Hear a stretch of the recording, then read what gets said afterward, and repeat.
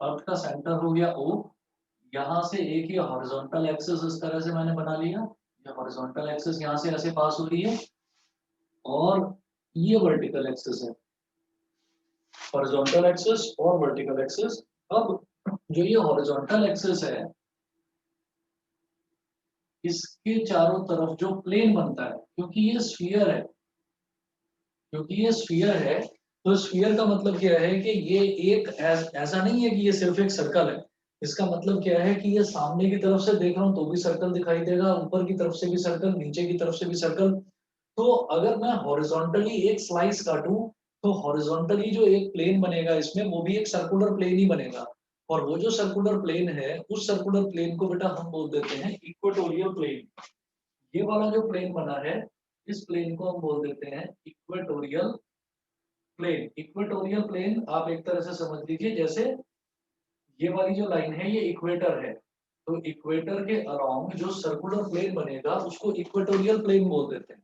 दूसरा, अगर ये इक्वेटोरियल प्लेन है तो इट इज अलोंग इक्वेटर, मतलब अर्थ के केस में अगर मैं हॉरिजॉन्टल एक्सिस की बात करूंगा तो that horizontal axis is equator, और फिर जो वर्टिकल एक्सिस होगी उसको हम बोल देंगे पोल। ठीक है, ये हो जाएगा आपका, ये जो है इसको पोलर एक्सिस बोल देंगे। पोलर एक्सिस का मतलब यहाँ पर ये नॉर्थ पोल हो गया तो यहाँ पर ये साउथ पोल हो गया, इस तरीके से। तो क्या होता है कि जब भी कभी हम अर्थ के किसी भी पॉइंट की बात करते हैं, कोई भी आप अर्थ पर पॉइंट ले लीजिए, कोई भी एक हिस्सा अर्थ का, उस अर्थ के हिस्से पर आपने एक पॉइंट ले लिया, इस पॉइंट को आपने बोल दिया P, और इस पॉइंट को आपने ओरिजिन से ज्वाइन कर दिया, इस पॉइंट को ओरिजिन से ज्वाइन कर दिया। ठीक है, अर्थ पर आपने कोई भी पॉइंट लिया, उस पॉइंट को ओरिजिन से ज्वाइन कर दिया तो एक स्ट्रेट लाइन बनेगी। वो लाइन इस इक्वेटोरियल प्लेन के साथ में, यानी कि इस इक्वेटोरियल एक्सिस के साथ में जो एंगल बनाएगी that angle is called lambda. ये वाला जो एंगल है इस एंगल को बोल देते हैं lambda, and lambda is called latitude. तो लैटिट्यूड बेसिकली कुछ भी नहीं होता, आपने अर्थ पर अगर कोई भी एक पॉइंट लिया है, उस पॉइंट को आपको सेंटर से ज्वाइन कर देना है। सेंटर से ज्वाइन करने पर जो एक लाइन बनेगी वो लाइन इक्वेटर के साथ जो एंगल बनाएगी that angle is called latitude. और लैटिट्यूड को हम किससे रिप्रेजेंट करते हैं? लैम्बडा से। लैटिट्यूड तो क्लियर हो गया सभी को, ये बता दीजिए,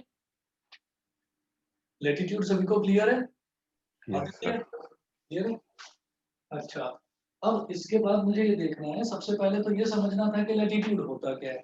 लैटिट्यूड समझ में आने के बाद में फिर मुझे क्या करना है कि लैटिट्यूड के चेंज होने से अर्थ का जो एक्सेलरेशन ड्यू टू ग्रेविटी होता है, स्मॉल जी होता है, उस पर क्या फर्क पड़ता है, variation of g with latitude.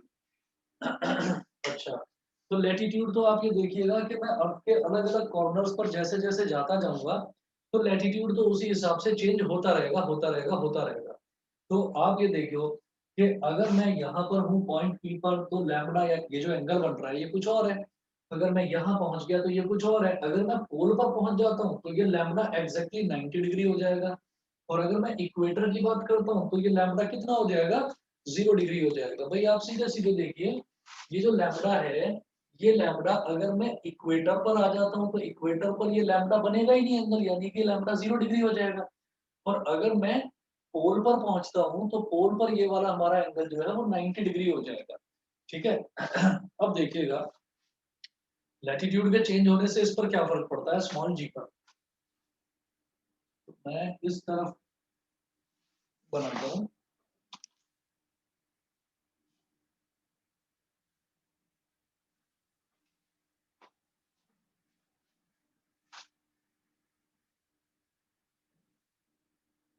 Effect of latitude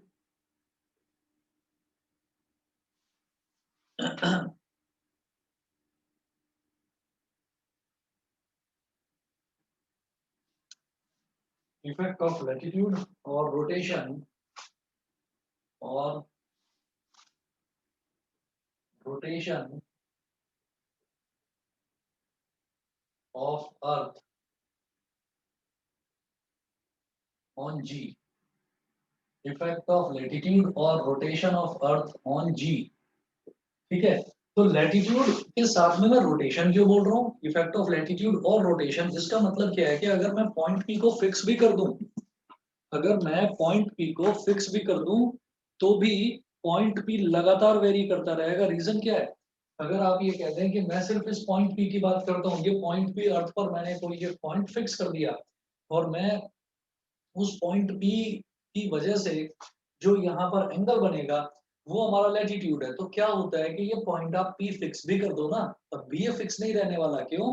क्योंकि अर्थ तो लगातार रोटेट कर रही है, तो अर्थ जब रोटेट कर रही है तो ये पॉइंट भी अभी इस इंस्टेंट पर लैम्बडा एंगल बना रहा है, जब अगले ही इंस्टेंट पर अगले सेकंड बाद ये पॉइंट भी यहाँ पहुंच जाएगा, थोड़ा सा आगे पहुंच जाएगा, तो लैम्बडा चेंज हो जाएगा। तो लैम्बडा कंटिन्यूअसली चेंज हो रहा है, तो हमसे सवाल जो है वो एग्जाम में ये भी पूछा जा सकता है कि जब लैटिट्यूड चेंज हो रहा है तो स्मॉल जी पर क्या फर्क पड़ता है, और जब रोटेशन होता है तब क्या फर्क पड़ता है, तो वो रोटेशन भी पूछ सकते हैं, effect of rotation on small G, वो effect of latitude on small G, ये दोनों चीजें पूछ सकते हैं आपसे। ठीक है, तो अब आप ये देखिएगा, इफेक्ट ऑफ लैटिट्यूड और रोटेशन, इसका मतलब क्या हुआ।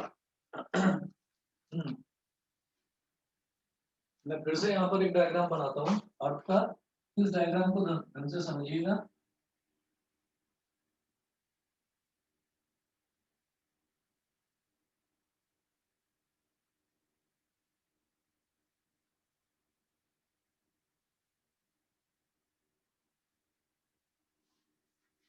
ये अर्थ है।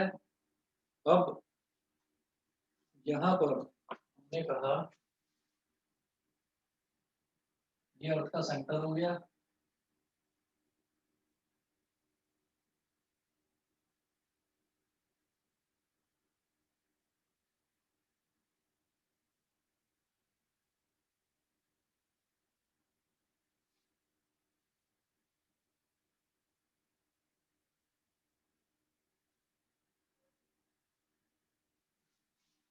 ठीक है। इस तरीके से मैं इसको दोबारा से बना रहा हूँ अर्थ को, और आप ये देखिएगा कि ये हमारा क्या हो गया, इक्वेटर हो गया और ये हो गया पोल्स। ठीक है, ये हो गया।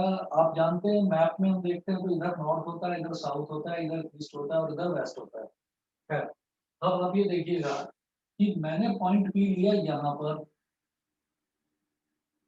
मैंने पॉइंट पी यहाँ पर लिया, तो ये जो पॉइंट पी है, जब ये अर्थ है तो ये अर्थ अर्थ जो है वो लगातार रोटेट करती रहेगी, ये अर्थ रोटेट करती रहेगी, तो ये जो पॉइंट पी है, ये पॉइंट पी किस तरीके से रोटेट करेगा। अगर हम जैसे अर्थ की बात करते हैं तो अर्थ जैसे लगातार रोटेट करती है, तो जैसे अर्थ लगातार रोटेट करती है, तो ये जो पॉइंट पी है, ये पॉइंट पी इस तरीके से, क्योंकि ये अर्थ ऐसे रोटेट कर रही है, ठीक है, तो अर्थ जब इस तरीके से रोटेट कर रही है अपने पोलर एक्सिस के चारों तरफ रोटेट करती है, तो देखिए ये रूल होता है, आप ये कह सकते हैं कि अर्थ इस तरह की से भी तो रोटेट कर सकती है, नहीं ऐसा नहीं होता। जो ये इक्वेटर है, इक्वेटोरियल एक्सिस अलग होती है, पोलर एक्सिस अलग होती है, तो ये जो पोलर एक्सिस है ना, ये जो हमारा नॉर्थ पोल है, तो अर्थ यहाँ पर इस तरह से रोटेट कर रही है पोलर एक्सिस के चारों तरफ। मेरी बात समझ में आ रही है? वही बॉल है, बॉल अगर ऐसे रखी हुई है तो बॉल इस तरीके से भी रोटेट हो सकती है, ठीक है, और बॉल इस तरह से भी रोटेट हो सकती है, पर क्या है कि ये इस तरह से अर्थ हमारी रोटेट हो रही है, तो हमने अर्थ का रोटेशन फिक्स मान लिया कि अर्थ का रोटेशन इस तरह से होता है। अर्थ अपनी एक्सिस के चारों तरफ रोटेट होती है, लेकिन ऐसा नहीं है कि किधर को भी रोटेट हो जाएगी, उसकी रोटेशन का पाथ फिक्स होता है। अगर उसकी रोटेशन का पाथ फिक्स ना हो तो कभी तो सूरज ईस्ट से निकलेगा, कभी वेस्ट से निकलेगा, कभी नॉर्थ से निकलेगा और कभी साउथ से निकलेगा, क्योंकि रोज सूरज जो है वो ईस्ट से ही निकलता है। इसका मतलब ही ये है कि अर्थ जो रोटेट कर रही है वो एक फिक्स पाथ फॉलो कर रही है, ठीक है, तो एक ही एक्सिस के चारों तरफ, यानी कि पोलर एक्सिस के चारों तरफ अर्थ रोटेट करती है। तो जब ये पॉइंट पी है, अर्थ इस तरीके से रोटेट कर रही है, तो ये पॉइंट पी बेटा ऐसे वैरी करेगा, ये पॉइंट पी इस तरीके से,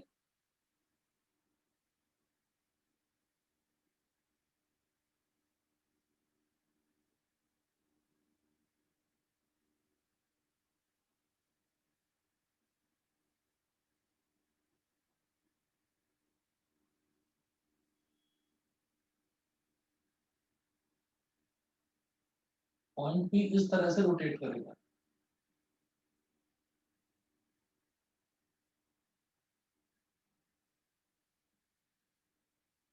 पॉइंट पी इस तरीके से रोटेट करेगा। ये रोटेशन सबको समझ में आ गया कि पॉइंट पी ऐसे रोटेट करेगा, ये समझ गए? बताइए, क्लियर है? Yes sir. ठीक है। अब इसके बाद देखिएगा कि जब ये इस तरह से रोटेट कर रहा है, तो अब मैं अर्थ की बात ना करते हुए मैं सिर्फ पॉइंट पी की बात करता हूँ। पॉइंट पी का मतलब क्या है कि वहां पर कोई एक मास लोकेटेड है, मास हमारा स्मॉल एम। मान लीजिए पॉइंट पी पर कोई मास लोकेटेड है, स्मॉल एम है उसका मास। तो वो जो स्मॉल एम है वो ये सर्कुलर पाथ फॉलो कर रहा है। तो अगर ये इस तरीके से रोटेशन हो रहा है, तो हम यहां से लेकर यहां तक, मान लीजिए टच हो रहा है यहाँ पर, यहां से लेकर यहां तक जो ये रेडियस है इसको मैं मान लूंगा स्मॉल आर।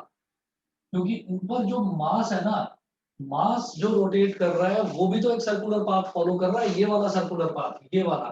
तो मास पहले यहाँ पर था, फिर यहाँ पर था, फिर यहाँ पर था, फिर यहाँ पर था। एक्चुअली मैं अगर ऊपर से देखूंगा तो मुझे सर्कुलर दिखाई देगा, पर मैं क्योंकि फ्रंट से देख रहा हूँ इसलिए मैंने सर्कल को ऐसे सामने वाला ना बनाकर मैंने इस तरीके से बनाया है।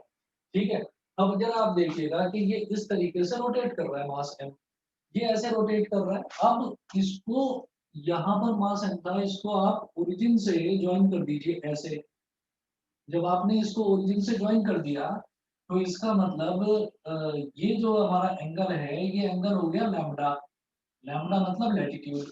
ठीक है। अब जब ऊपर ये सर्कुलर पाथ फॉलो कर रहा है तो सर्कुलर पाथ में हम ये जानते हैं कि सर्कुलर पाथ में दो तरीके की फोर्सेस होती है, एक सेंट्रीफ्यूगल फोर्स होती है और एक सेंट्रीपिटल फोर्स होती है। तो सेंट्रीफ्यूगल फोर्स किस डायरेक्शन में जाएगी, पहले तो आप ये देखिएगा कि ये जो पॉइंट है, पॉइंट पी, इस पर एक मास है। तो मास जो है, अर्थ का जो मास होता है, अर्थ का जो मास होता है वो सारा का सारा सेंटर पर कंसंट्रेटेड होता है। तो अर्थ किसी भी मास को अपनी तरफ जब अट्रैक्ट करती है तो वो अपने सेंटर की तरफ अट्रैक्ट करती है। तो पॉइंट पी पर जो मास रखा हुआ है उसका मास है स्मॉल एम, तो वो अर्थ के सेंटर की तरफ अट्रैक्ट होगा ऐसे, एम जी, इस तरीके से अट्रैक्ट होगा। और दूसरा आप ये देखिएगा कि जब ये वाला एंगल लैम्डा है, ये वाला एंगल लैम्डा, तो ये जो रेडियस ऊपर बन रहा है ये इस वाले जो नीचे वाला जो रेडियस है ये इसके तो पैरेलल हो गई ना लाइन। तो ये वाला एंगल भी लैम्डा हो गया। Alternate interior angles, alternate interior angles. और आप इस वाले पॉइंट को, जैसे यहाँ पर ये वाला पॉइंट O है, ये वाला पॉइंट P है, इस वाले पॉइंट को C बोल दीजिए। Let let C be the center of the circular path, center of the circular path और ब्रैकेट में लिख रहा हूँ which is followed by mass m, which is followed by mass m। तो मास m जो सर्कुलर पाथ फॉलो कर रहा है उसके सेंटर को मैंने कैपिटल C मान लिया। ऑब्वियस सी बात है कि ये एंगल लैम्डा बन गया, क्योंकि ये लैम्डा है तो ये भी लैम्डा। ऑल्टरनेट इंटीरियर एंगल्स, ये रेडियस हो गया r और ये हमारा 90 डिग्री का एंगल हो गया। तो मैं यहाँ पर ये कहूंगा कि अगर मैं ट्राइंगल PCO की बात करूं, ठीक है, मैं इधर लिख रहा हूं in in triangle PCO, in triangle PCO, यहाँ पर अगर मैं cos लैम्डा निकालने की कोशिश करता हूँ तो cos लैम्डा देखिएगा क्या आएगा। cos lambda is equal to, ये लैम्डा है तो लैम्डा एंगल हो गया, तो इसके सामने वाली साइड हो गई परपेंडिकुलर, 90 डिग्री के सामने वाली साइड हो गई हाइपोटेन्यूज। जो बचा वो बेस, यानी कि पीसी अपॉन हाइपोटेन्यूज क्या है, ओपी। पीसी अपॉन हाइपोटेन्यूज है OP. cos lambda is equal to, ये जो पीसी है ये क्या है, स्मॉल आर, और जो ओपी है, ओपी क्या है, कैपिटल आर। कैपिटल आर क्यों, क्योंकि ये रेडियस ऑफ अर्थ ही तो है। ठीक, तो ये हो गया कैपिटल आर। तो यहां से मैं बोल सकता हूं कि small r is equal to capital R cos lambda. इसको बोल दिया हमने इक्वेशन नंबर 1। बताइए जी, यहां तक तो क्लियर है? स्मॉल आर की value capital R cos lambda, यहां तक तो क्लियर होगा मुझे लगता है सबको। ठीक है यस जी। सर। हाँ, अब इसके बाद मैं ये कहता हूँ कि जब कोई भी सर्कल होता है तो आप ये देखिएगा, जैसे मान लीजिए मैं इस तरफ बनाकर दिखा रहा हूँ एक सर्कल, कि अगर मान लो ये एक सर्कल है, इस सर्कल में मैंने एक थ्रेड लिया, उस थ्रेड में मैंने एक स्टोन को बांधा और मैंने उसको ऐसे ऐसे ऐसे ऐसे घुमाना शुरू कर दिया, तो वो स्टोन जो है वो सर्कुलर पाथ फॉलो कर रहा है, सर्कुलर पाथ फॉलो कर रहा है, तो उस पर हर इंस्टेंट पर बाहर की तरफ एक फोर्स लगती रहेगी, वो फोर्स कहलाती है सेंट्रीफ्यूगल फोर्स, सेंट्रीफ्यूगल फोर्स। तो अब इसी तरीके से अगर मैं ऊपर की तरफ से देखूं तो ऊपर की तरफ से देखूंगा तो ये परफेक्ट सर्कुलर पाथ है जो मास m फॉलो कर रहा है, परफेक्ट सर्कुलर पाथ। तो इसमें हमेशा रेडियस से बाहर की तरफ एक फोर्स लगती रहेगी, सेंट्रीफ्यूगल फोर्स। तो यहाँ पर एक सेंट्रीफ्यूगल फोर्स लगेगी बेटा ऐसे, इसको मैंने बोल दिया एफ सी एफ, एफ और सबस्क्रिप्ट में C F, F C F मतलब capital F is for force, capital F is for force and C F is for centrifugal force. तो सेंट्रीफ्यूगल फोर्स ये हो गया। इसके बाद आप क्या करिए कि जैसे ये मेरे पास ये वाली लाइन थी, ये रेडियस था, इस रेडियस को आप ऐसे स्ट्रेट लाइन आगे एक्सटेंड करिए, ऐसे आपने आगे एक्सटेंड करा, तो जब ये वाला एंगल लैम्बडा है तो ये वाला एंगल भी लैम्बडा होगा, because they are vertically opposite angles. जब ये वाला एंगल एंगल लैम्बडा है तो ये वाला एंगल भी लैम्बडा होगा, क्योंकि मैंने इसी स्ट्रेट लाइन को आगे आगे एक्सटेंड करा है, और ये वाली स्ट्रेट लाइन आगे एक्सटेंड हो रही है क्योंकि रेडियस के अलोंग ही हमारा सेंट्रीफ्यूगल फोर्स लगता है। आप ये देखिए, ये रेडियस है और रेडियस के अलोंग ही बाहर की तरफ सेंट्रीफ्यूगल फोर्स लगता है किसी भी पार्टिकल पर। अच्छा, और इसके बाद अब हम यहाँ पर ये देखेंगे कि जब ये एंगल लैम्बडा बन गया, तो इस लैम्बडा एंगल से मैं ये देख सकता हूँ कि भाई जो हमारा सेंट्रीफ्यूगल फोर्स है, सेंट्रीफ्यूगल फोर्स यहाँ पर इस रेडियस वाली लाइन के साथ एंगल लैम्बडा बना रहा है, तो इसके दो कंपोनेंट्स हो जाएंगे। कैसे? जो किसी भी एंगल के साथ वाला कंपोनेंट होता है वो हो जाता है बेटा क्या, कॉस। तो आप ये देखो कि ये एफ सी एफ है, तो ये क्या हो जाएगा हमारे पास, इसको मैं बोलूंगा F C F cos lambda, और एक इस वाले पर परपेंडिकुलर, परपेंडिकुलर ऐसे हो जाएगा, तो इसको मैं बोलूंगा F sine C F sine lambda, बिल्कुल ठीक। ठीक है, ये हो गया F C F sine lambda. अब उसके बाद देखिएगा, ये F C F cos lambda, F C F sine lambda, ये सबको क्लियर है कि नहीं, ये बता दीजिए पहले मुझे। Yes sir. ये समझ गए हैं, चलिए जी। अब इसके बाद मैं ये कहूंगा कि एंड वी नो दैट, एंड we know that centrifugal force, centrifugal force FCF, centrifugal force का फॉर्मूला होता है बेटा m r omega square. Mass भी यहाँ पर m है, सेंट्रीफ्यूगल फोर्स में पार्टिकल पार्टिकल पर लगा रहा हूँ जिसका मास m है, तो मास भी उसका m है और रेडियस भी मैंने स्मॉल r ही लिया है। ठीक है, तो m r ओमेगा स्क्वायर होगा FCF की value, m r omega square. ठीक है जी। ये करने के बाद में अब नेक्स्ट मेरे को इसमें क्या देखना है कि ये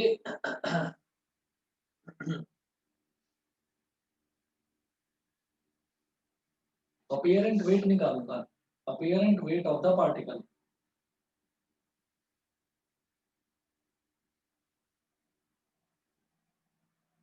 apparent weight of the particle.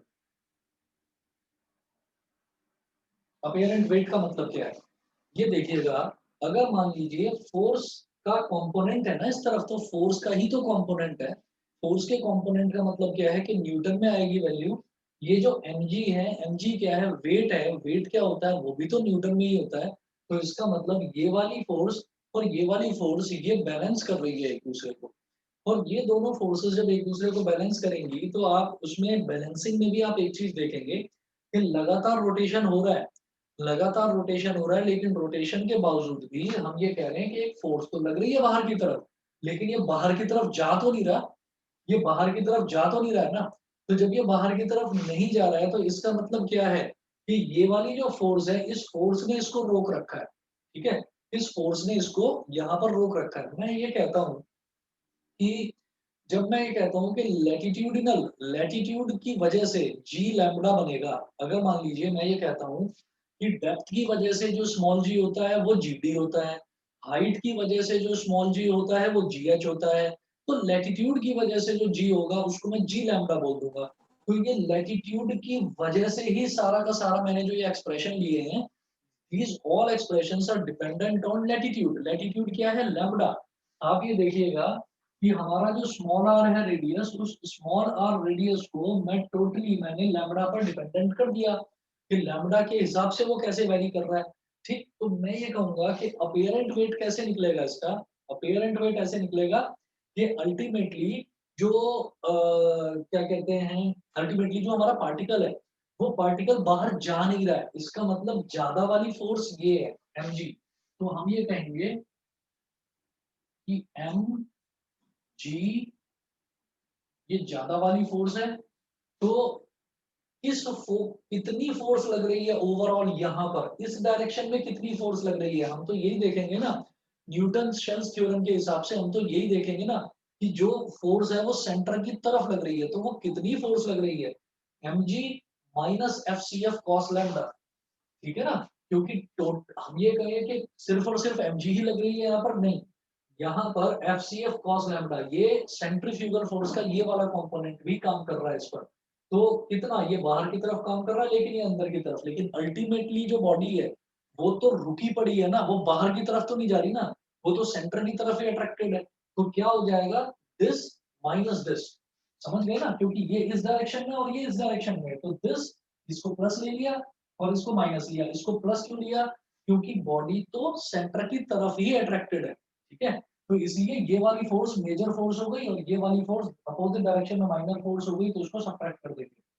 तो mg minus F C F cos lambda. ठीक, और ये किसके बराबर हो गया, ये इसके अपीयरेंट वेट के बराबर हो गया, यानी कि mg लैम्डा के बराबर हो गया। बताइए ये क्लियर है सबको? सर हाँ जी बताइए। सर एक बार वहां से समझा दो, एस सेंट्रीफ्यूगल फोर्स है जो आपने फॉर्मूला लिखा है। ये वाला, यस सर। ये वाला फॉर्मूला होता है बेटा M R omega square, centrifugal force का फॉर्मूला होता है। ओके सर, वो गलती से सेंटीमीटर समझ गया। हाँ, सेंट्रीफ्यूगल फोर्स का फॉर्मूला ये कैसे होता है, क्योंकि हम जानते हैं जो सेंट्रीफ्यूगल फोर्स के लिए जब हम एक्सेलरेशन निकालते हैं तो एक्सेलरेशन ये होता है बेटा आर ओमेगा स्क्वायर। ठीक है, yes sir. Acceleration R omega square होता है। तो उस एक्सेलरेशन को मास में मल्टीप्लाई कर दिया तो मास इनटू एक्सेलरेशन फोर्स हो गया। तो ओके सर। सेंट्रीफ्यूगल एक्सेलरेशन को आपने मास में मल्टीप्लाई करा तो सेंट्रीफ्यूगल फोर्स आ गया। बताइए ओके जी, सर। क्लियर है सब बच्चों को? Yes sir. ईशान क्लियर है? Yes sir. एकांश क्लियर है? Yes sir. Aishwarya, Anushka, yes sir, clear Kanishka, है। कनिष्का, मिलन, समक्ष, यस सर। Yes sir. ठीक है जी। और अब इसके बाद में मैं इसमें क्या देखूंगा,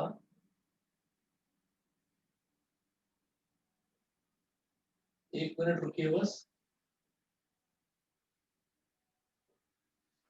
अब देखिएगा, ये हो गया हमारा mg लैम्बडा। mg लैम्बडा, ये g लैम्बडा क्या है कि अल्टीमेटली हमारे पास g कितना है, अल्टीमेटली जो g है वो g लैम्बडा हो गया। ठीक, तो अब इसमें आप ये देखेंगे कि ये हमारे पास mg lambda is equal to mg minus F C F की वैल्यू डालो तो M R omega square cos lambda M G lambda is equal to M common ले लिया ब्रैकेट में g minus R omega square cos lambda, M से M cancel out हो गया। ठीक है, एम से एम कैंसिल आउट हो गया। अब मैं बोलूंगा कि जी लैम्बडा की वैल्यू क्या आ गई,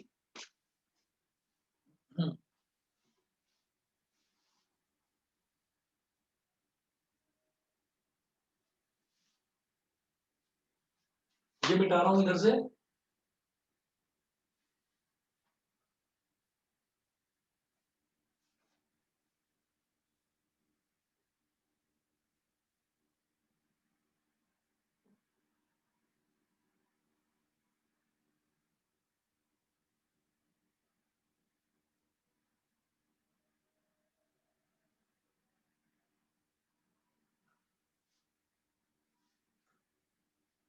तो अब देखिएगा यहां से जी लैम्डा की वैल्यू आ गई हमारे पास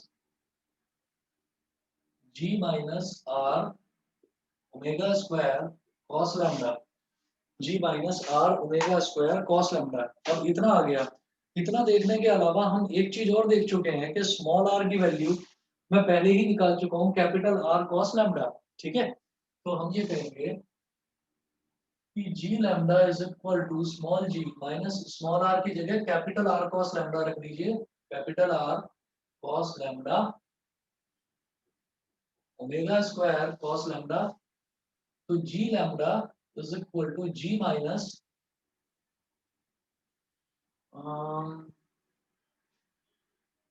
are omega square cos lambda into cos lambda कितना, कॉस स्क्वायर लैम्डा। बताइए बेटा, क्लियर है सबको कि लैटिट्यूड की वजह से हमारा जो स्मॉल जी है, हमारा स्मॉल जी लैटिट्यूड की वजह से उस पर क्या फर्क पड़ सकता है। तो G lambda is equal to G minus R omega square cos lambda. ठीक है, तो ये हमारा हो गया जी लैम्डा। इसी तरीके से एक बार रिकॉल कर लीजिए कि हमने जी डी क्या निकाला था, जी डी था G into one minus D upon R. ऐसे ही जी एच क्या निकाला था, G into one minus two H upon R. ठीक, ये हो गया डेप्थ की वजह से स्मॉल जी पर क्या फर्क पड़ा, ये फर्क पड़ा। हाइट की वजह से स्मॉल जी पर क्या फर्क पड़ा, ये फर्क पड़ा। और लैटिट्यूड की वजह से क्या फर्क पड़ा, ये फर्क पड़ा। तो ये तीन इंपॉर्टेंट रिलेशंस हैं। इन तीनों में से कोई भी रिलेशन आपसे एग्जाम में डेरिवेशन के तौर पर पूछा जा सकता है। बताइए जी, ये क्लियर है यहाँ तक सभी को? कोई पॉइंट ऐसा हो जो मुझे दोबारा एक्सप्लेन करना हो तो बता दो, बता दीजिए। ध्रुव क्लियर है? Yes sir. आर्यन ठीक रहा, समझ में आ गया? चलिए जी, ये हो गया। अब इसके बाद मैं इसी में कुछ स्पेशल केसेस हैं, वो देखते हैं कि अगर हम इक्वेटर की बात करें तो मैं ये जानता हूँ कि ये वाली लाइन हमारी क्या होती है, इक्वेटर। इक्वेटर के केस में जो हमारा लैम्बडा है वो 0 हो जाएगा। तो यहीं पर हम एक केस देखेंगे, इसी के बाद में एक केस देखेंगे। एट द इक्वेटर,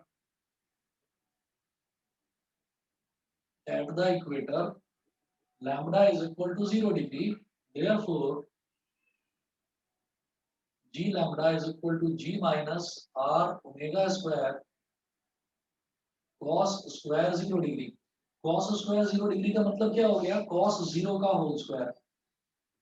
तो g minus r omega square ये हो गया cos 0 का होल स्क्वायर। cos 0 क्या होता है, 1, 1 का स्क्वायर क्या हो गया, वो भी 1। तो ये क्या हो गया, g minus r omega square. ठीक, ये मुझे लगता है आपको समझ में आ गया होगा कि एट द इक्वेटर ये वैल्यू है। फिर अगर मेरे से पूछा जाए, एक स्पेशल केस तो ये हुआ एट द इक्वेटर, दूसरा स्पेशल केस देखते हैं एट द पोल्स। कि पोल्स पर क्या होगा। पोल्स की बात करें तो ये हमारा पोल है, पोलर एक्सिस, मतलब ये पोल है। तो पोल पर क्या होगा, ये लैम्डा ऐसे बढ़ते बढ़ते बढ़ते बढ़ते कितना हो जाएगा, 90 डिग्री हो जाएगा। तो लैम्डा की वैल्यू हो गई 90 degree at the poles. lambda is equal to 90 degree. Therefore, g lambda is equal to g minus r omega square cos square 90 degree. cos 90 0 होता है, तो 0 का स्क्वायर भी 0, तो ये पूरा टर्म 0 हो गया। तो g lambda is equal to small g। बताइए बेटा, सबको समझ में आ गया कि Yes, sir. पोल्स पर हमारा स्मॉल जी पर कोई फर्क नहीं पड़ता, वो एग्जैक्टली स्मॉल जी के बराबर ही होता है। जी लैम्डा स्मॉल जी के बराबर ही होता है। ठीक है, अच्छा। अब इसके बाद अगला देखते हैं।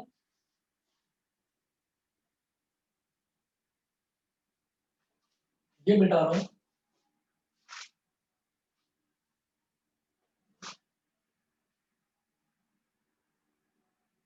अब मुझे स्मॉल जी का और आर का प्लॉट देखना है। प्लॉट का मतलब क्या है कि दोनों के बीच में ग्राफ कैसा बनता है, ग्राफिकली दोनों कैसे वैरी करते हैं, स्मॉल जी और small are.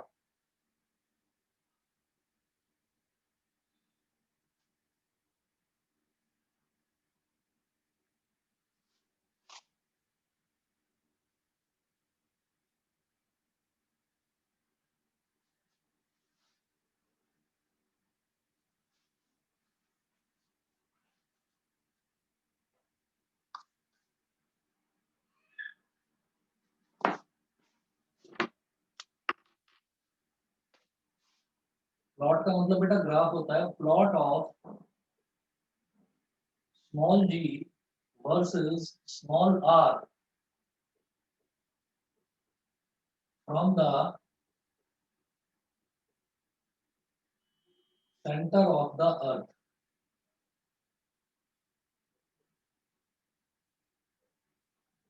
Plot of small g versus small r from the centre of the earth. ठीक है, from the centre of the earth का मतलब क्या है कि अब अर्थ से जो मैं डिस्टेंस मेजर कर रहा हूँ, मैं उस पूरे के पूरे डिस्टेंस को ही स्मॉल आर बोल रहा हूँ। तो आप समझिएगा, मैं दोनों चीजें आपको बनाकर दिखाता हूँ कि यहाँ पर क्या होता है कि या तो हम अर्थ के अंदर अंदर अंदर अंदर जा सकते हैं, मतलब गहराई में जा सकते हैं, एट अ डेप्थ जा सकते हैं, और या फिर हम अर्थ के बाहर बाहर बाहर की तरफ निकल सकते हैं। तो अर्थ के अगर हम अंदर चलते चले जाएं तो यानी कि we are going to a depth. अगर हम अर्थ के बाहर चलते चले जाएं तो इसका मतलब we are going to a height. तो हाइट के हिसाब से कैसे स्मॉल जी वेरी करता है वो हम देख ही चुके हैं, G H is equal to 1 minus 2 H upon R. Depth के हिसाब से डेप्थ के हिसाब से स्मॉल जी कैसे वेरी करता है वो भी हम देख चुके हैं, small G into 1 minus D upon capital R, ये देख चुके हैं। अब इसी रिलेशन को ध्यान में रखते हुए आगे बढ़ते हैं। देखिए जी, हमने ऐसा करा था, सबसे पहले मैं डेप्थ की बात करता हूँ, पहले हम डेप्थ की बात करेंगे।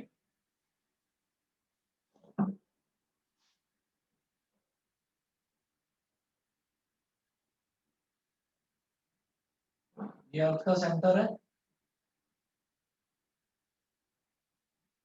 ये अर्थ का रेडियस है कैपिटल आर। अब ना हम डेप्थ की बात कर रहे हैं, डेप्थ की बात कुछ इस तरह से कर रहे हैं कि मतलब अगर मान लो डेप्थ इतनी थी, अगर मान लीजिए डेप्थ इतनी थी, तो सेंटर से मतलब डेप्थ इतनी का मतलब क्या है कि मास मेरा यहाँ पर रखा हुआ है इस पॉइंट पर। ठीक, तो इसका मतलब फिर मैं सेंटर से जब मैं डिस्टेंस मेजर करता था तो ये सेंटर से डिस्टेंस कितना हो जाता था, capital R minus small D, capital R minus small D. तो ये हमारे लिए एक तरह से रेडियस हो गया, जो अंदर का रेडियस हो गया ये, है ना। तो हम इस तरीके से लेकर चलते थे इसको। अब हमें ये देखना है कि हमारी डेप्थ जो है वो बहुत ज्यादा है, बहुत ज्यादा डेप्थ है। सबसे पहले आप ये समझ लीजिए, बहुत ज्यादा कितनी हो सकती है डेप्थ, बहुत ज्यादा इतनी हो सकती है कि कितनी गहराई में पहुंच गए आप अर्थ के सेंटर पर ही पहुंच गए। आप अर्थ की गहराई में उतरते उतरते उतरते उतरते आप अर्थ के सेंटर पर ही पहुंच गए। तो इसका मतलब क्या है कि इनिशियली हम ये कह सकते हैं कि डेप्थ जो है स्मॉल डी वो आर हो गया। अगर स्मॉल डी आर के बराबर हो गया, इट इंप्लाइज दैट जो स्मॉल आर है वो क्या हो जाएगा, कैपिटल आर माइनस, जब small D is equal to R है, small D is equal to capital R है, तो स्मॉल आर क्या हो जाएगा, capital R minus D, and D is equal to capital R. तो capital R minus capital R मतलब zero. तो जब आपका ये स्मॉल आर जीरो है, ठीक है, अब आपने क्या करा, ये था हमारा मैक्सिमम डेप्थ। हम अर्थ की मैक्सिमम गहराई तक उतर गए, मैक्सिमम गहराई तक उतर गए। डेप्थ हमेशा अर्थ के सरफेस से नापी जाती है, तो हमारा ये डेप्थ है, ये इतना बढ़ गया, इतना बढ़ गया कि हमने रेडियस कैपिटल आर के बराबर हो गया, ये अर्थ के रेडियस के बराबर हो गया डेप्थ। चलिए जी, तो ये इतना ज्यादा हो गया, स्मॉल डी की वैल्यू कैपिटल आर हो गई, यानी कि स्मॉल आर जो हमारा सेंटर से रेडियस है ना, तो सेंटर से जो डिस्टेंस होता है मास तक का, मतलब जो हमारा मास है ना, उस मास को हमने सेंटर पर रख दिया, तो हमारा जो स्मॉल आर है वो जीरो ही तो आ गया। ये क्लियर है कि नहीं, बता दीजिए। स्मॉल आर की वैल्यू जीरो, ये सबको समझ यस सर। ये समझ गए। Aditya yes sir. Aditya, Ishaan, Ishaan clear है, एकांश तुम बताओ। यस सर, क्लियर है। ठीक है, Yes, sir. ठीक है बेटा, तो स्मॉल आर की वैल्यू जीरो हो गई। अब मैंने क्या करा, मैंने क्या करा, ये था कि डेप्थ को जब मैंने मैक्सिमम बढ़ा दिया, मैक्सिमम कितनी हो सकती है डेप्थ, कि हम बिल्कुल अर्थ के सेंटर पर पहुंच गए। अब हमने डेप्थ को कम करना शुरू करा, कम करते गए, यानी कि हम थोड़ा बाहर गए, फिर थोड़ा बाहर गए, फिर थोड़ा बाहर गए, फिर थोड़ा बाहर गए, फिर थोड़ा बाहर गए, मतलब अब मैंने डेप्थ को जीरो कर दिया, मतलब अब मैं गहराई में हूं ही नहीं, अब मैं अर्थ की सरफेस पर आ गया। यानी कि d इज इक्वल टू 0, जब d इज इक्वल टू 0 है तो स्मॉल r की value capital R minus d होती है। तो कैपिटल R माइनस 0 यानी कि स्मॉल r की वैल्यू कैपिटल R होगी। ठीक है, तो जब मैंने डेप्थ को बिल्कुल खत्म कर दिया, डेप्थ का मतलब क्या है कि मैंने खुदाई कर रखी थी, डेप्थ का मतलब, डेप्थ 0 होने का मतलब क्या है कि अब मैंने खुदाई करी ही नहीं, खुदाई करी ही नहीं तो मैं कहाँ पर खड़ा हुआ हूँ, मैं अर्थ के सरफेस पर खड़ा हुआ हूँ, फिर मतलब मैं अर्थ के नीचे गहराई में उतरा ही नहीं हूँ। तो यानी कि जब मैं नीचे उतरा ही नहीं हूँ तो मेरी डेप्थ 0 है, और जब मेरी डेप्थ 0 है तो स्मॉल r कितना हो गया, कैपिटल R के बराबर हो गया। तो स्मॉल r डेप्थ के केस में कैसे वैरी करेगा, फिर स्मॉल r पहले तो 0 होगा यहाँ पर, और फिर बढ़ते बढ़ते बढ़ते बढ़ते स्मॉल r की वैल्यू कैपिटल R के बराबर हो जाएगी। मुझे लगता है ये वाली चीज शायद आपको समझ में आ गई होगी। ठीक है, उसके बाद मैं क्या करूंगा वो देखिएगा जरा।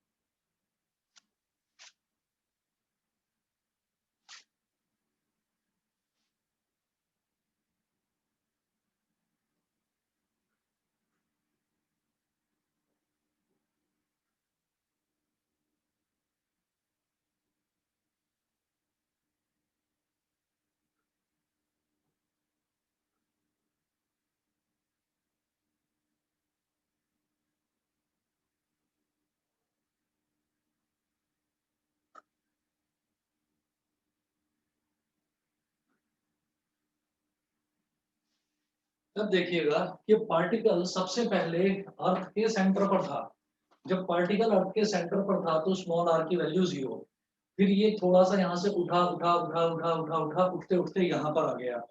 जब ये यहाँ पर आ गया तो अब स्मॉल r की वैल्यू कैपिटल R हो गई। फिर क्या हुआ, फिर ये पार्टिकल और ऊपर गया और ऊपर गया गया गया गया गया, मान लीजिए यहाँ पर आ गया। ठीक है, तो जब यहाँ पर आ गया तो आप ये देखिए कि स्मॉल r की वैल्यू और बढ़ गई, स्मॉल r की वैल्यू और बढ़ गई, तो स्मॉल r की वैल्यू कैपिटल R से भी ज्यादा हो गई, कैपिटल R से भी ज्यादा हो गई। तो हम ये देखेंगे कि क्या हो गया, यहाँ पर मान लो ये वाला डिस्टेंस जो है ये h है, ये हाइट h है। तो हम ये कहेंगे कि एट अ हाइट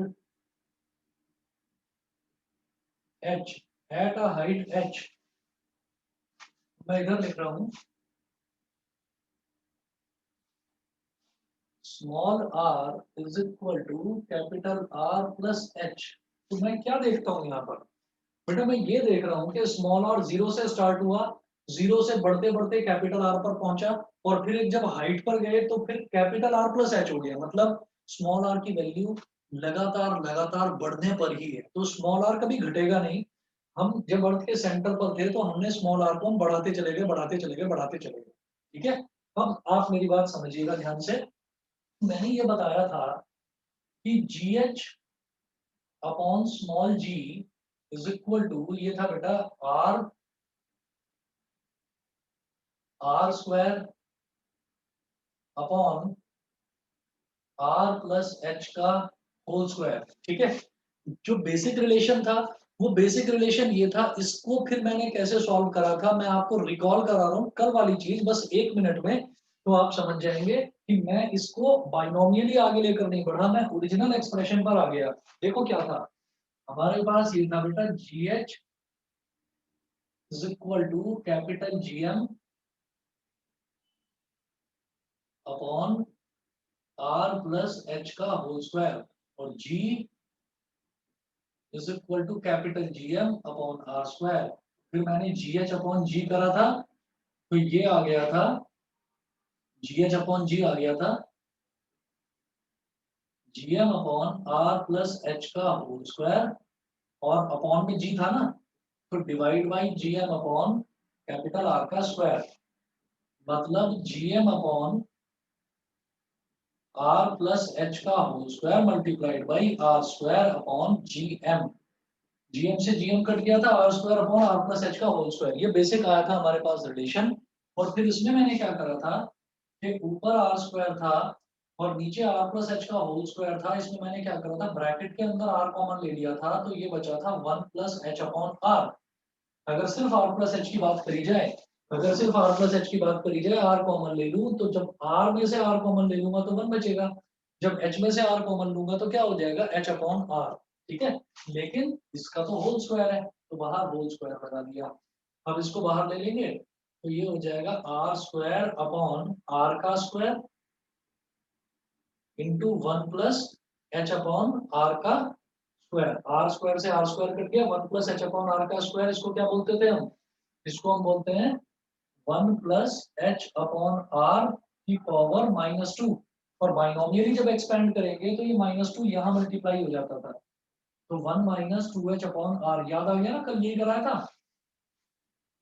ठीक है, तो ये जो रिलेशन है ये बेसिकली आया कहाँ से था, ये ओरिजिनेट कहाँ से हुआ था, ये यहाँ से ओरिजिनेट हुआ था R square upon R plus H का होल स्क्वायर। ठीक है, R square upon R plus H का होल स्क्वायर, ये यहाँ से ओरिजिनेट हुआ था। अब हम ये कहेंगे कि जब मैं GH की बात कर रहा हूं, it implies that GH is equal to G into R square upon ये R plus H क्या है, at a height R plus H क्या है, स्मॉल r ही तो है, यहाँ लिख रहा हूं मैं at a height R plus H is equal to small r. It implies that GH is inversely proportional to R square. बस इतना बताइए बेटा, ये समझ में आया कि नहीं, ये समझ में आता है कि नहीं आता, पहले ये बता दीजिए बेटा। क्लियर है? यस सर, क्लियर है। ऐश्वर्या, अनुष्ठा, बताइए इतना क्लियर है? Yes, sir. ठीक है, Yes, sir. ठीक है, तो GH is directly proportional to 1 upon R square या inversely proportional to R square। अच्छा, अब मैं बात करता हूँ इसकी डेप्थ की, है ना, तो डेप्थ में हम देखते हैं एंड GD अपॉन G क्या था, ये देखिए, इसका भी ओरिजिनल जो एक्सप्रेशन था GD अपॉन G का, ये था R minus D upon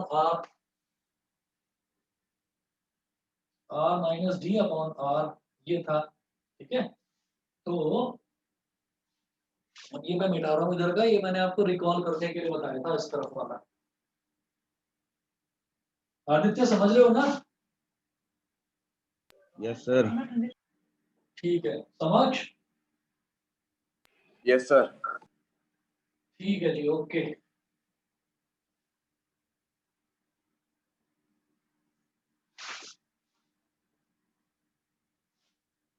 R minus D upon R, ये ओरिजिनल एक्सप्रेशन था।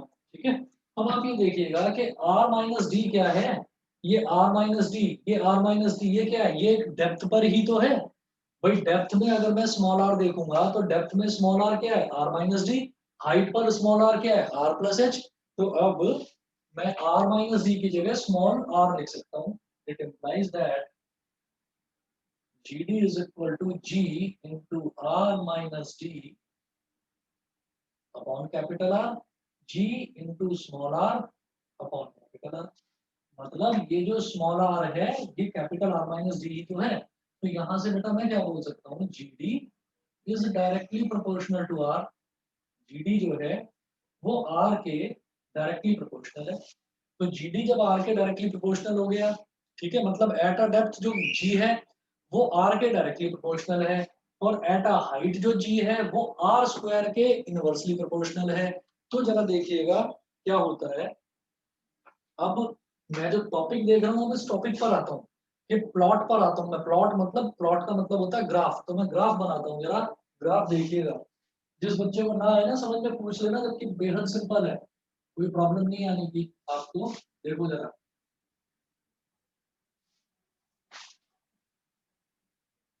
ये हो गया स्मॉल r और ये हो गया स्मॉल g। तो सबसे पहले मैं इसकी बात करता हूँ जीडी की। तो जीडी हमारा कहाँ से, जो स्मॉल जी है, सबसे पहले आर की बात करते हैं, क्योंकि मैंने आर लिया है एक्स एक्सेस पर। तो आर को मैंने स्टार्ट कहाँ से करा, 0 से। ठीक है, आर को 0 से स्टार्ट करके कैपिटल आर तक पहुंचाया। तो आर को 0 से स्टार्ट करा, 0 से स्टार्ट करा और कैपिटल आर तक पहुंचाया। और मैं जानता हूं कि कैपिटल आर पर आके मेरी डेप्थ खत्म हो जाएगी, डेप्थ यानी कि डेप्थ 0 हो जाएगी। और जो जीडी है वो जो डेप्थ वाला जो स्मॉल जी है, ये स्मॉल आर के हिसाब से कैसे वैरी करता है, डायरेक्टली प्रोपोर्शनल है। मतलब स्मॉल आर बढ़ेगा तो जीडी भी बढ़ेगा। ठीक है, तो स्मॉल आर हमारा कहाँ तक बढ़ा, आर तक बढ़ा। तो यहाँ तक ये हमारा डायरेक्टली प्रोपोर्शनल था, तो डायरेक्टली प्रोपोर्शनल ये ऐसे ऐसे बढ़ा।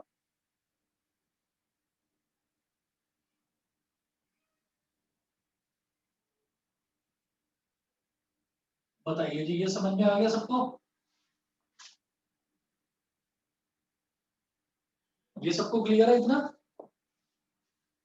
इतना क्लियर है कि यहां से लेकर यहां तक जो हमारा जी था वो स्मॉल आर के डायरेक्टली प्रोपोर्शनल था। तो GD is directly proportional to small r. तो जब भी कोई चीज डायरेक्टली प्रोपोर्शनल होती है तो एक चीज बढ़ती है। जैसे देखिए, आप यहां से यहां तक देखो तो स्मॉल आर मामूली सा बढ़ा। तो यहां से अगर मैं कंपेयर करूंगा तो देखिए ये मेरा स्मॉल जी भी बढ़ गया। और बढ़ाया आर को तो उसके कंपैरिजन में स्मॉल जी भी बढ़ गया। और बढ़ाया तो उसके कंपैरिजन में स्मॉल जी भी बढ़ गया। ऐसे बढ़ते बढ़ते जब स्मॉल आर बढ़ते बढ़ते कैपिटल आर पर पहुंचा तो जी अपनी मैक्सिमम वैल्यू पर पहुंच गया। यहाँ तक समझ गए सब बच्चे? उसके बाद Yes, sir. Yes, sir. हाँ जी, उसके बाद क्या होगा कि अब स्मॉल आर, मतलब स्मॉल आर कैपिटल आर तक पहुंच गया। अब हम क्या कर रहे हैं, अब हम हाइट पर जाना शुरू करते हैं। तो जब हम हाइट पर जाना शुरू करते हैं तो अब जी जीडी नहीं रहेगा, अब वो जीएच हो जाएगा, because now I am moving to a height. तो जब मैं हाइट पर मूव कर रहा हूँ तो जी एच जो है वो आर स्क्वायर के साथ इनवर्स प्रोपोर्शन में है, इनवर्सली प्रोपोर्शनल है। तो क्या होगा, इनवर्सली प्रोपोर्शनल है लेकिन आर के साथ नहीं, आर स्क्वायर के साथ। अगर आर के इनवर्सली प्रोपोर्शनल होता, अगर जीएच ऐसा होता ना बेटा, जीएच अगर इनवर्सली प्रोपोर्शनल टू आर होता तो जैसे ये स्ट्रेट लाइन ऊपर बढ़ी है ऐसे ही स्ट्रेट लाइन नीचे की तरफ आती। लेकिन आर स्क्वायर के इनवर्सली प्रोपोर्शनल है। तो जब आर स्क्वायर होता है तो ये लीनियरली यानी कि स्ट्रेट लाइन के तौर पर डिके नहीं होता, स्ट्रेट लाइन के तौर पर नीचे नहीं आता, ये एक्सपोनेंशियली नीचे आता है ऐसे। ठीक है, क्योंकि आर स्क्वायर के इनवर्सली प्रोपोर्शनल है। तो जब इनवर्सली प्रोपोर्शनल है तो आप ये देखिएगा कि मैंने आर को बढ़ाया, जब मैंने आर को स्मॉल आर को बढ़ाया, ठीक है, तो स्मॉल जी कम हुआ। और बढ़ाया तो और कम हुआ। और बढ़ाया मतलब मैं आर को बढ़ाता जा रहा हूँ, लेकिन जो ये वाली चीज है जो इधर वर्टिकली दिखा रखी है, तो वर्टिकली जो वैल्यू है वो स्मॉल जी की वैल्यू है वो लगातार कम होती जा रही है। तो ये प्लॉट होता है, यहाँ पर आप लिखेंगे बेटा इस वाला जो ये कर्वीलिनियर पाथ है, यहाँ पर आप लिखेंगे GD is inversely proportional to R square. बताइए, क्लियर है सबको? इतना समझ में आ गया? Yes, sir. ठीक है, चलिए जी, तो ये वेरिएशन ऑफ जी खत्म होता है। फिर उसके बाद नेक्स्ट टॉपिक आपका करवाता हूँ जी, मैं परसों स्टार्ट करवाता हूँ ग्रेविटेशनल फील्ड वाला। ठीक है, आज इतना ही करेंगे फिर। Thank you, sir. चलिए जी, ओके।